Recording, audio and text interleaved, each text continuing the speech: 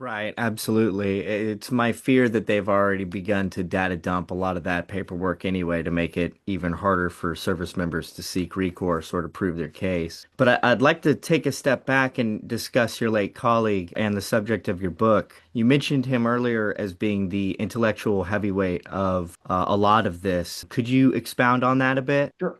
So Russ was the leader of our team. Our team told the chain of command the anthrax vaccine mandate is legal.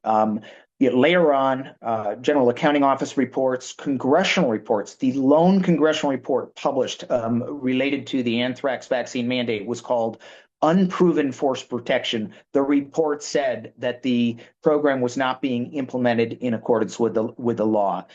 Later, it took the federal court intervention to verify that the whole mandate was illegal, just as we had originally told our chain of command. Russ was the leader of that team. Russ also transferred to the Air Force Reserves to a non-flying billet, and he was basically in charge of recruiting Air Force Academy candidates.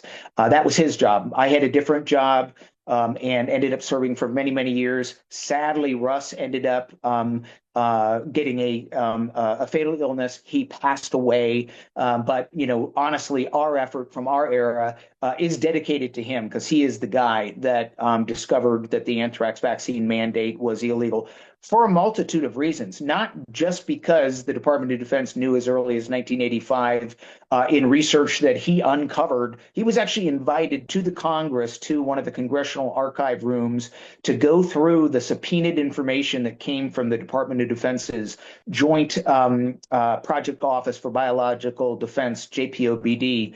And the congressional officials let him go through the archives in order to pull out some of the most damning paperwork. Some of that paperwork was applications that were filed just a couple of years prior to the mandate, where the Department of Defense was trying to get the vaccine properly approved. Those applications were still pending. Russ had discovered all of that for the congressional officials. Russ had also discovered that the manufacturing process for the vaccine had actually been altered, not just altered, but illegally altered.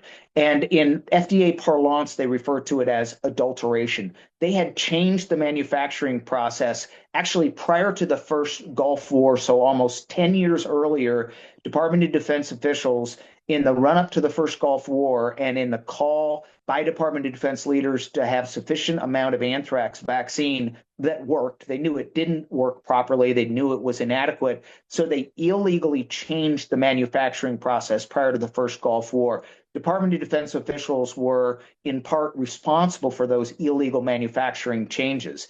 And they were implemented. The vaccine was altered prior to the first Gulf War. As we know, hundreds of thousands of people ended up complaining of autoimmune type illnesses after the first Gulf War. And anthrax vaccine was the largest exposure during the first Gulf War to biologic substances.